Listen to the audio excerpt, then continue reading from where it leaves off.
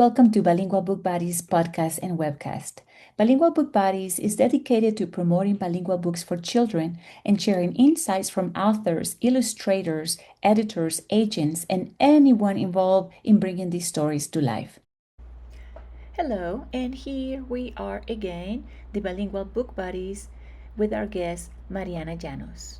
Hola, aquí estamos de regreso en Bilingual Book Buddies con nuestra invitada, la autora e ilustradora y traductora Mariana Llanos. Gracias.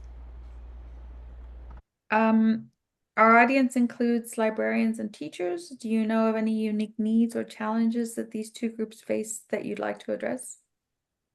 Well, I think for librarians and teachers, always the most difficult part is to get the kids to reading, right? So get the kids to read because there are so many distractions nowadays with the internet and the phones and, life in general, I guess. So I think they always try to find new creative ways to get those kids fall in love with books. And that's also why I offer my school visits and my family literacy programs, because I try to make it a point for the kids that reading is fun, that reading is not a chore, that reading can lead to writing and creating new stories, that reading is, the cool kids read too, so that's part of that's how I think, at least I hope that I help teachers and librarians through those programs. For example, for Vampirita, I'm offering now free Q&A visits or virtual visits. And so just to answer the kids' questions, because, just seeing the person who wrote the book, also gets them excited. And then I always tell them I was your age and I was writing. So, so at least, to encourage them to keep on writing and reading. Okay. Claudia?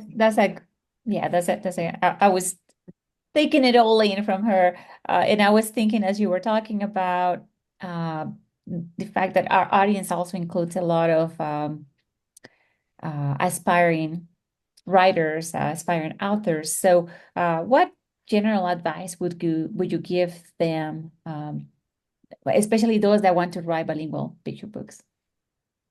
Well, I would tell them run. No, I'm just kidding. I would tell them be patient. It's a tough industry. It's not for the weak. It's not for people who want things quickly or who want to become rich with a picture book, because it doesn't work that way. We're not in this for the money. Of course, we have to advocate for our work and, and get paid for what we do. That's 100% all the time, very important. But it's a tough industry. So I think the best thing is to educate yourselves, to get into groups like the SCBWI or, find on the internet, the Kidlit 411 is a great group with lots of information, that real information, because there's a lot of stuff on the internet that doesn't make sense too. And then also to how do you call it? To network with other writers, become friends with them, follow them, buy their books, read their books, talk about their books, because believe it or not, that comes back to you. At some point it comes back. Then you realize, oh, now I'm in this position. I know this person. So, we notice who shares our work, who is talking about us, who recommends us. We notice that. So, I think, being a true fan of someone, not doing it with interest, right? but just being a true fan. If someone's work really touches you, then advocate for that work as well, and I know that you will learn from that person. You will learn from that work.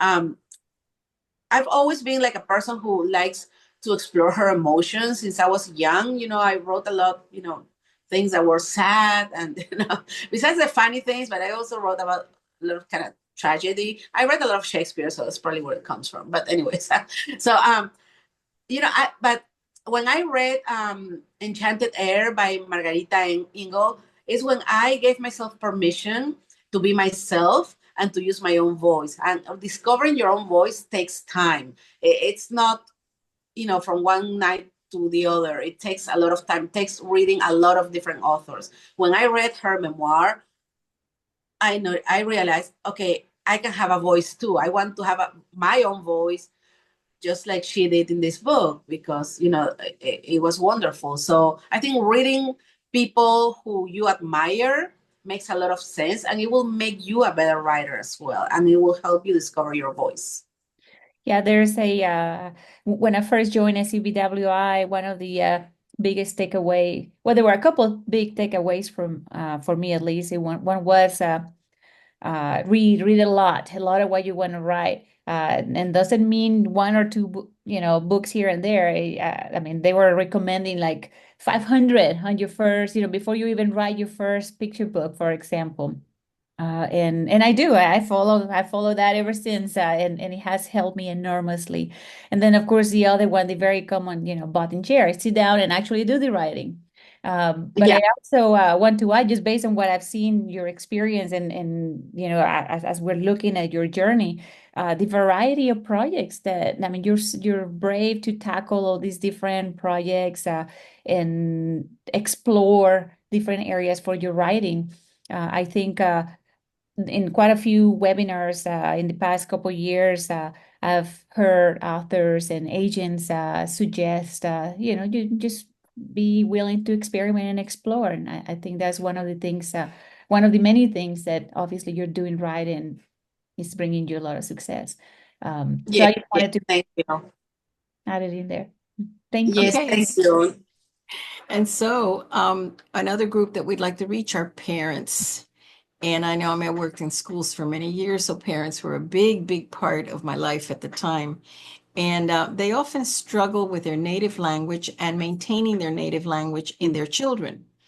Why do you feel this is, and what advice would you offer to those parents? And then, is it possible for parents who don't speak the second language in a bilingual book, which I think you touched upon, to still engage with bilingual books with their kids? So the first question is, they're struggling. What advice can you give them to maintain their language and their native language with their children? So that's the first part of the question. Sure. Let you answer Yeah. that. Well, for me, is they're struggling. They need to know that they're not alone. I mean, we all struggle. Everybody who raises, who is bicultural or multicultural, who has a bilingual household, struggles. So maybe not so much when the kids are very little, because you have all control over them and the language and the TV and whatever, everything else, all their environment, you control what language is going to be spoken. But once they go to school, it's very, very hard for them to keep the two languages. And it's happened to me. I have 3 children who were born here in Oklahoma, and they're not as fluent as I wish they were. And they know that. They know that, they try, but the reality is that the English is more prevalent for them, because that's the language that they speak with their friends, and the language they speak, they watch the movies on, and the music and everything, even though I try to balance. So first is, don't hit yourself with a stick, beat yourself with a stick. It's not worth it. Do your best. The most important part for me is to be a good parent, and that's meeting your kids' emotional needs, and as well as the other needs. And yes, the fact that your kids are going to be bilingual, it is a tool that we're giving them, a gift.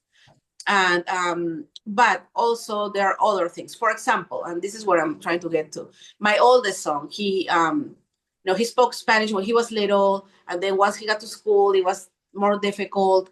And then at some point, he didn't even want to speak Spanish. Probably he was in the 3rd, 4th grade. But also at the same time, he was a boy who would not talk his feelings. He would always close. He was, always very enclosed in a shell. And he would not tell me what was going on in school, if something was hurting him, if he was having a bad day. He would never, never talk. So this is not the type of boy that I would go and say, I can't understand you if you don't answer to me in Spanish. I would never say that to him, because for me, his emotional well-being was more important. So whatever language he wanted to speak to me, I would listen. I was okay. So this happened, and I will repeat it in Spanish. Usually he will tell me, Mom, this happened in school or that, and then I would say the words in Spanish, give him the tools so he can tell me, speak a little bit more Spanish. Now, having said this, he grew up to be a wonderful boy. He's 21 now. He lives in Ohio. He's about to graduate from computer engineering at Miami University in Ohio, and he actually works at a library. So he's been working at the library for the past 2 years, and he's going to pursue a master's degree in library sciences.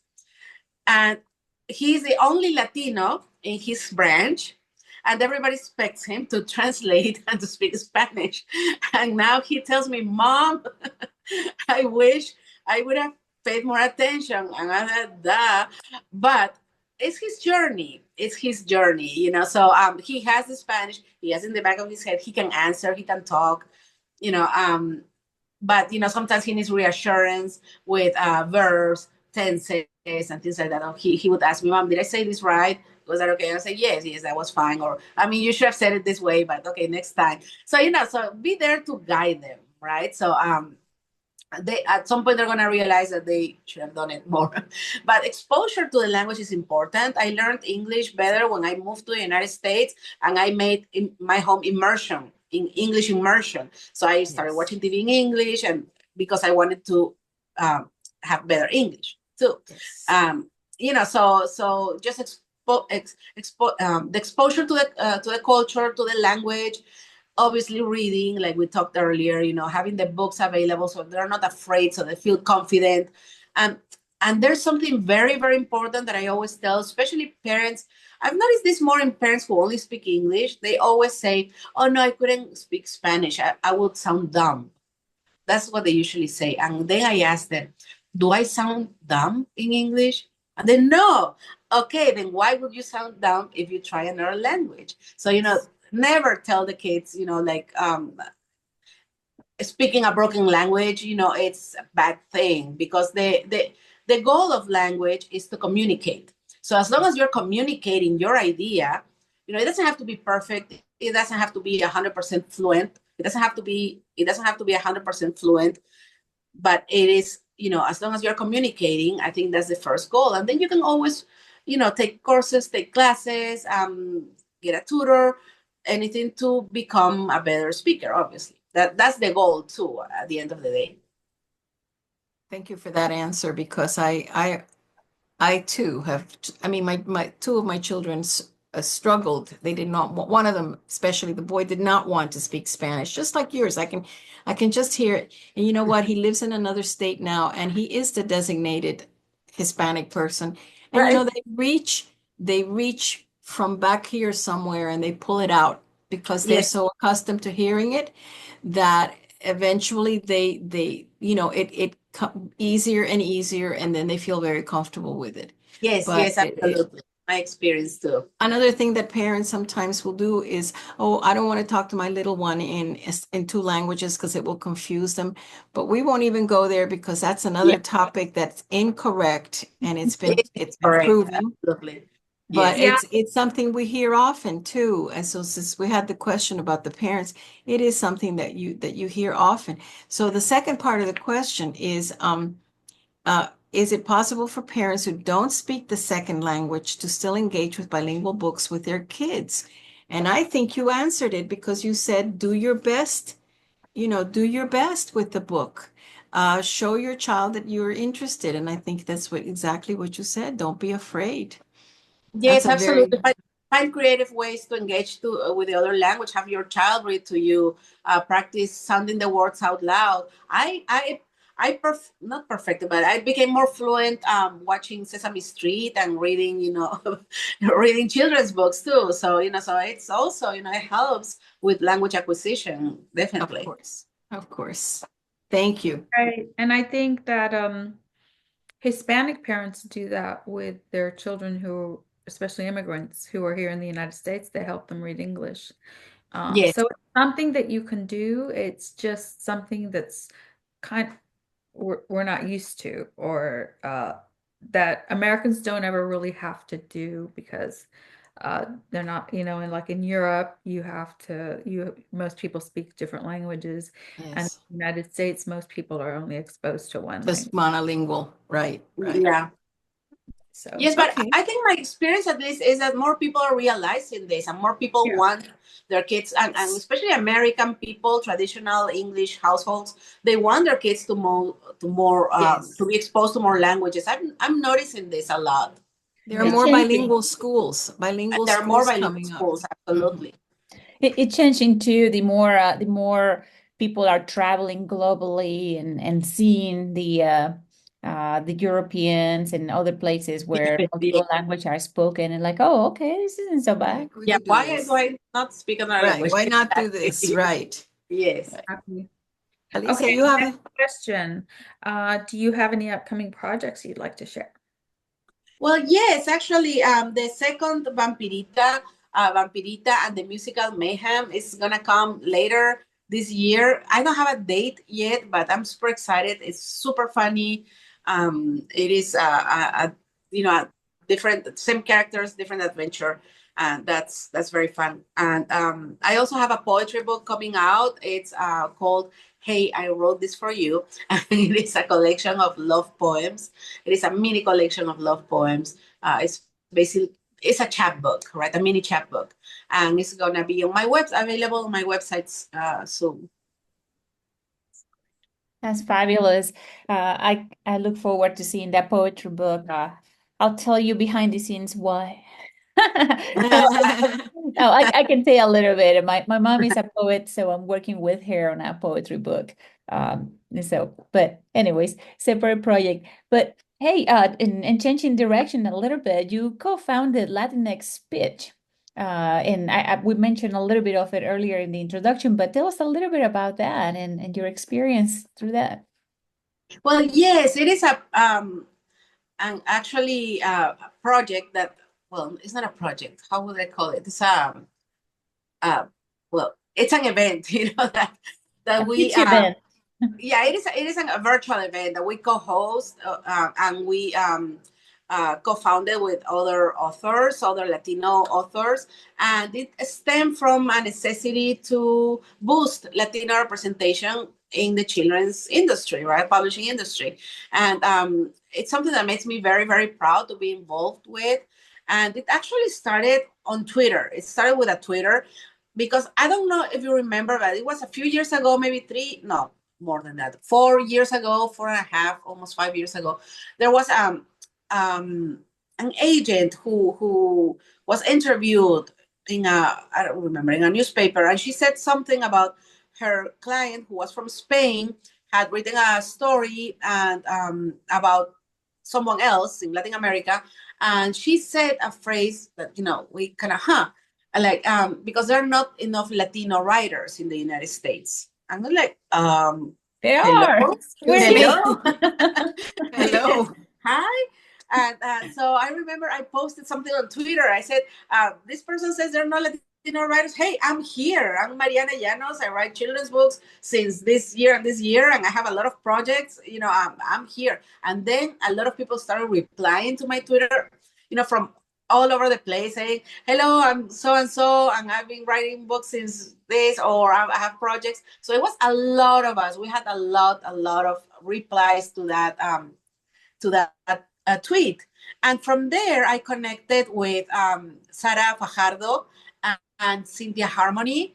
And, I told them this idea that, I was thinking about doing something for the Latino publishing industry. So that's how when we came up with Latinx Speech, and we called on some other authors, because we realized this couldn't be an effort from one person or two people. It would have to be a collective effort, because we were going to use our own power. We already had agents, we already had new editors, so we were going to use our personal contacts to connect other people with the industry. So from that event, there have been many books that have been published, with Latino characters by Latino authors or Latino illustrators.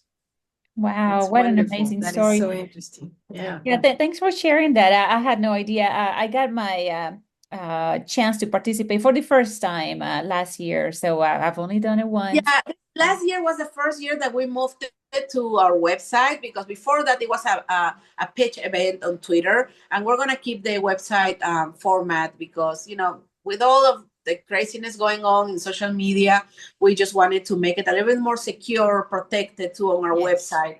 Yes. And not have it so widespread. So I think it worked out well.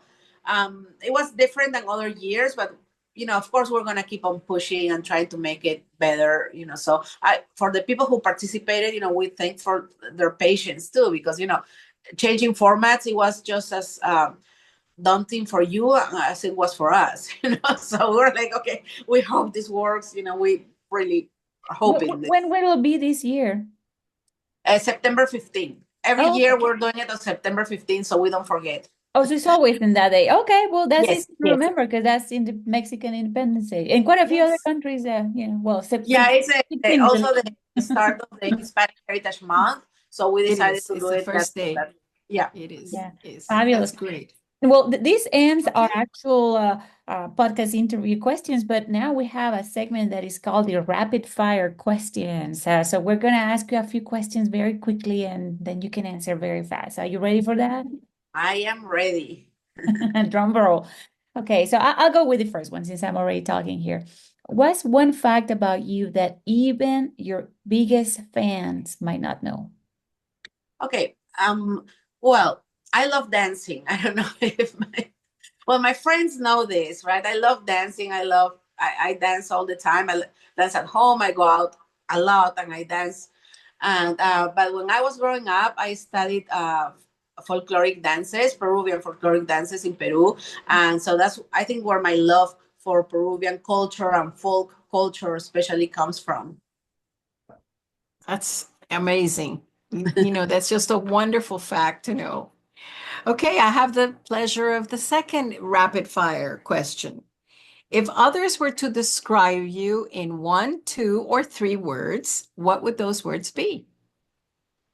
Well, I never say what people would say. Depends on who you ask, right?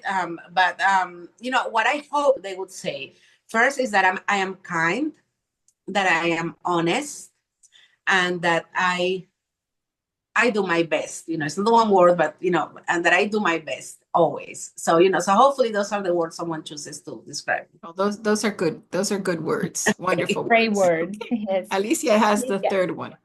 Okay. What book or books have had the most impact on your life? Well, I'm gonna have to say, when I was little, reading The Little Prince was